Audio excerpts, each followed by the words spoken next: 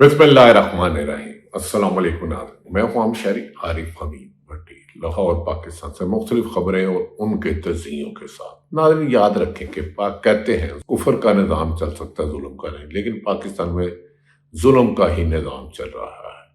अदलिया बेतौकीर, अदारे राय पर पाबंदी, इंसानी हकूक की पामाली। कॉमनवेल्थ ने भी पाकिस्तान पर बड़ी चार्जशीट कर दी। इसराइल और अमेरिका के हमले पर उनका एक तासुर था, अमेरिकन सदर डोनाल्ड ट्रंप के 2 से 3 दिन में ईरान को निस्तो नबूद कर देंगे, रजीम चेंज करा देंगे, लेकिन जिंदा कौमों ने ऐसा मुमकिन नहीं होने दिया। 11वें रोज भी ईरान को अपने मकासद नहीं हुए। उनके सुप्रीम कमांडर को शहीद कर दिया गया, आयतुल्ला खमेनी को। उस पर डोनाल्ड ट्रंप इकन्ना तो दो मंगे, कहते थे कि उनके बेटे को या अमेरिका के सुप्रीम कमांडर की इंतखाब में मेरी राय शामिल होनी चाहिए। लेकिन शर्म से डूब मरे वो लोग जो झूठे प्रोपेगेंडे करते हैं, लोग जो लगड़ बगड़ है, जो पाकिस्तान में तबाही की दहाने पर जो माशी सूरत हाल पहुंचा दी है, जो इंसानी की बमाली, उसके बाद तो लगड़ बगड़ टीवियों पर आकर झूठ बोलते हैं। ईरान ने अमेरिकी धमकियों को हाथ में मिला दिया। इसराइल ने और अमेरिका ने मिलकर 1000 बम, मिसाइल, ड्रोन ईरान की सरजमीन पर दागे। हजारों की शहादतें, सुप्रीम कमांडर से लेकर फौज, साइंटिफिक सब हला नुकसान। लेकिन ईरान ने एक दिन भी जवाबी हमले ताबड़तोड़ जारी रखे, और यहां तक कि ना सिर्फ इसराइल पर ऐसे बमबार किए कि उनके रडार सिस्टम, उनकी एटमी तंसीबात पर हमले किए, और कई उनके अमेरिका अब दौड़ने पर मजबूर हो गया। डोनाल्ड ट्रंप की इस बात पर ईरान की मजलिस शूरा ने खमेनी के साहबजादे मुज्तबा खमेनी की क़यादत में ईरान के इसराइल के चीफ कमांडर मुंतखब कर लिया, जिस पर पाकिस्तान ने तो मुबारक नहीं दी।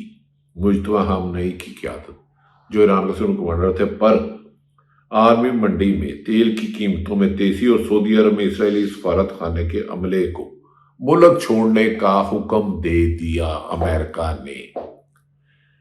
अमेरिका ने अरबों रुपए खलीजी ममालिक से लिए, वहां अपने बेसिस बनाकर, चाहे सऊदी अरब हो, हमारा इस्लामी दोस्त मुल्क, हमारा दुबई इस्लामी मुल्क हो, यूएई हो, कतर हो, दीगर ममालिक हो।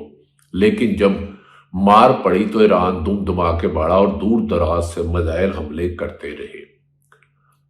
नाज़रीन, नए सुप्रीम कमांडर मुज्तबा की क़यादत में ईरान के इसराइल पर दोबारा जोरदार धमाके, जिससे इसराइल लरज उठा और अमेरिका में अमेरिकनों की लाशें जाने पर अब अमेरिका में डोनाल्ड ट्रंप पर तनकीद हो रही है। दूसरी तरफ पाकिस्तान होश के नाखून नहीं ले रहा। एक तरफ भारत अफगानिस्तान की जंग करा रहा है, दूसरी तरफ कुछ खबरें आ रही हैं जिनकी हुकूमत ने बहरहाल अभी तक न तरदीद न तस्दीक की है कि अमेरिका चाहता है या इसराइल चाहता है या सऊदी अरब का डिमांड है कि पाकिस्तान के जरिए ईरान पर जाया जाए। लेकिन ईरान ने और पाकिस्तान ने की अवाम का वादिया पैगाम है कि हम किसी अपने मुल्क की ज़मीन किसी दुश्मन मुल्क को नहीं इस्तेमाल करने देंगे।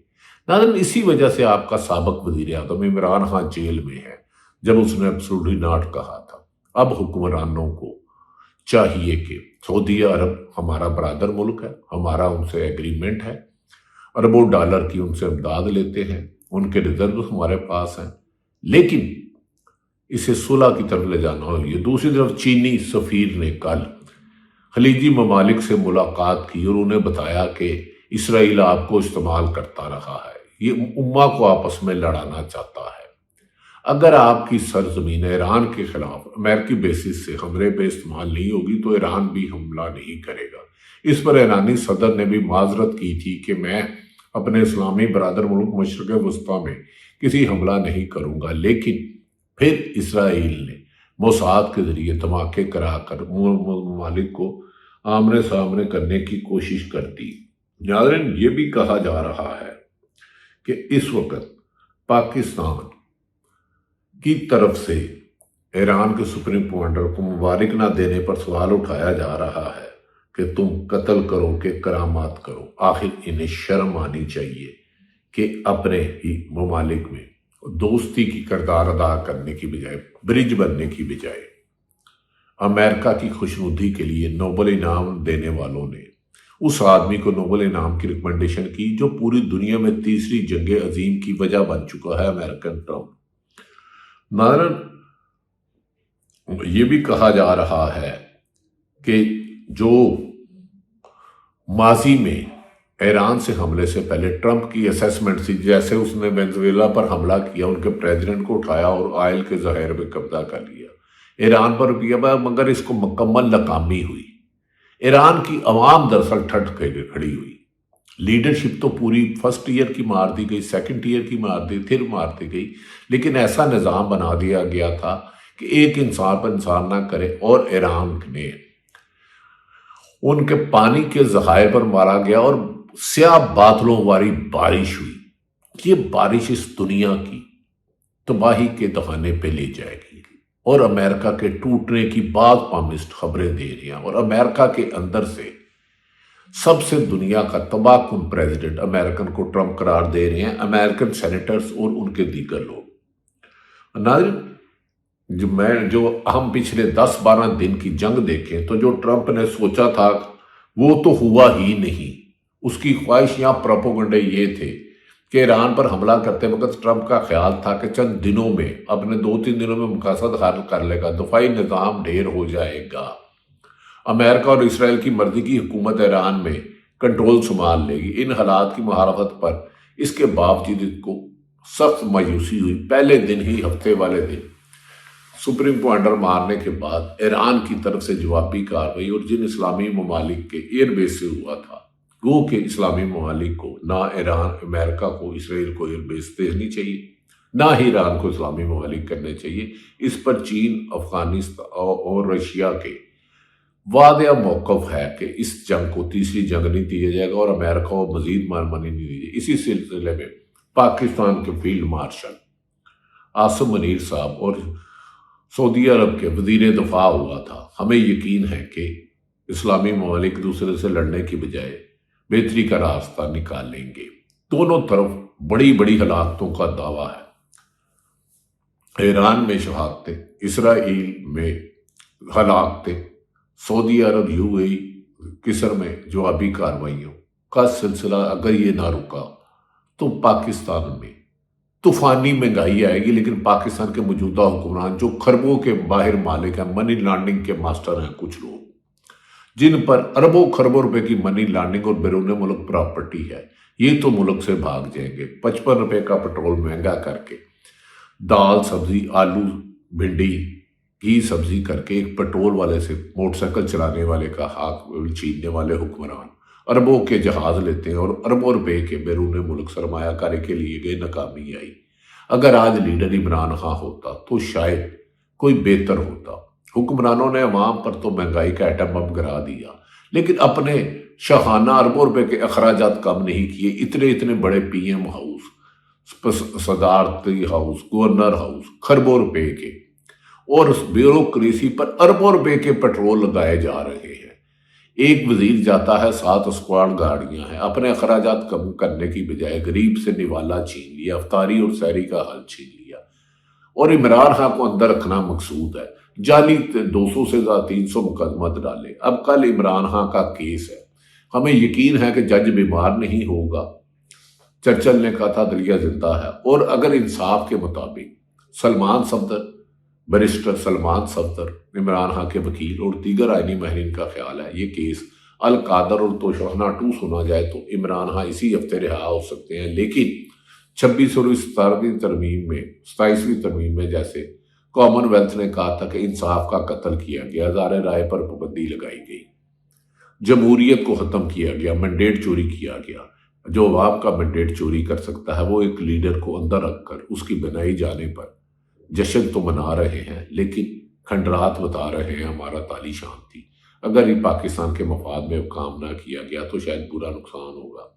کل 10 مارچ ہے اور عمران خان کی شفا انٹرنیشنل ہسپتال اسلام آباد منتقل کرنے کے حوالے سے کیس کی سماعت امید ہے دونوں ججز کل انصاف کے ساتھ کھڑے ہوں گے، اور عمران خان کا جو عدت وہ کیس ہے القادر، اس کو بھی اسی ہفتے سنے جانے کا امکان ہے۔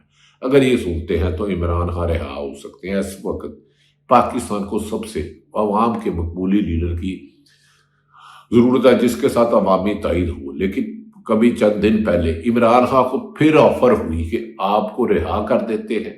میں آپ کو خبر دے رہا ہوں، عمران خان بانی پی ٹی آئی کو ہوئی کہ ہم آپ کو رہا کر دیتے ہیں، آپ جیل سے گھر جائیں، اس حکومت کو 1 سال کا ٹائم دے دے۔ تو انہوں نے کہا 1 سیکنڈ بھی نہیں دوں گا، میں جیلوں سے آؤں گا۔ ڈیل اور ڈیل کرنے والے ایک صدر ہے، ایک وزیر اعظم ہے، مسلم لیگ اور پیپلز پارٹی سے جائے۔ عمران خان کے اس جواب پر بند کمروں میں سخت تشویش کی لہر دوڑ جا رہی ہے کہ بین الاقوامی سطح پر پاکستان کی پالیسیوں اور معاشی تباہی کی وجہ سے پاکستان ایسے بحران میں ہے کہ ملک کی مفاد میں فیصلہ نہ کیا گیا تو نقصان ہوگا۔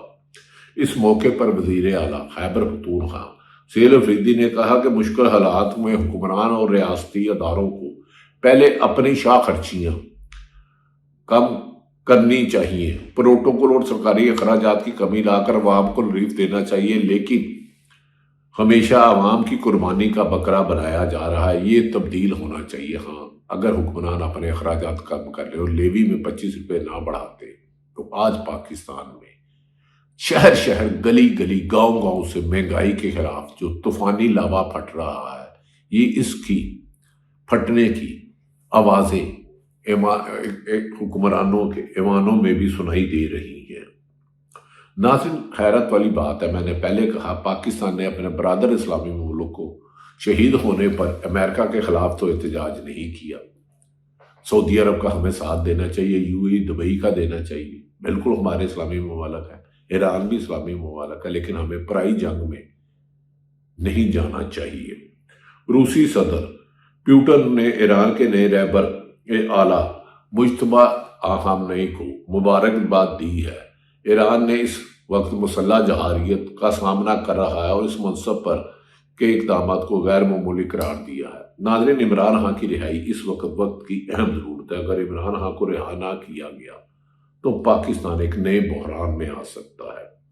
بھارت اور دیگر ممالک میں بجلی کی پیٹرول کی قیمتیں نہیں بڑھائی گئی، پر پاکستان میں تو انی ڈال دی گئی ہے۔ پاکستان تحریک انصاف کے بانی پی ٹی عمران خان سے ہونے والی چند روز پہلے آفر رہائی کی عمران خان نے ریجیکٹ کر دیا۔ انہوں نے کہا میں ان حکمران جنہیں عوام نے ریجیکٹڈ کیا 8 فروری 2024 کے الیکشن میں چوری کرنے والوں سے بات نہیں کروں گا۔ سلمان اکرم راجہ نے اس موقع پر گفتگو کرتے ہوئے موجودہ حالات پر کیا کہا؟ سلمان اکرم راجہ نے ان کی زبانی سنی۔ وہ مشرق وسطیٰ میں بڑھتی ہوئی اور بگڑتی ہوئی صورتحال ہے جو صہیونی حکومت اور امریکہ نے مل کر ایران پر حملہ کیا، وہ ہم سب کے سامنے ہے۔ یہ حملہ غیر قانونی بھی تھا، غیر اخلاقی بھی تھا۔ جو گفتگو ہو رہی تھی جنیوا میں، امان میں، وہ ایک نتیجے کی جانب بڑھ رہی تھی، اور اس نتیجے کو روکنے کے لیے یہ حملہ کیا گیا۔ ایک بربریت ہے، ایک جنگ ہے جو پورے خطے پر مسلط کی گئی۔ اس وقت ضرورت ہے، ہم سمجھتے ہیں کہ پاکستان وہ رول ادا کرے جو پاکستان کا میں سمجھتا ہوں مقدر ہے، جس کے لیے پاکستان وجود میں آیا تھا، اور وہ رول ہے تصفیہ کرانے کا، وہ رول ہے صلح جوئی کا۔ اس پورے خطے میں ہمیں ایک رول ادا کرنا ہے۔ پاکستان بہرحال ایک عسکری قوت ہے۔ ناظرین، اس وقت حالات ہیں کہ پاکستان میں انصاف کی فراوانی ہو، انصاف کیا جائے، انسانی حقوق کی پامالی ختم کی جائے،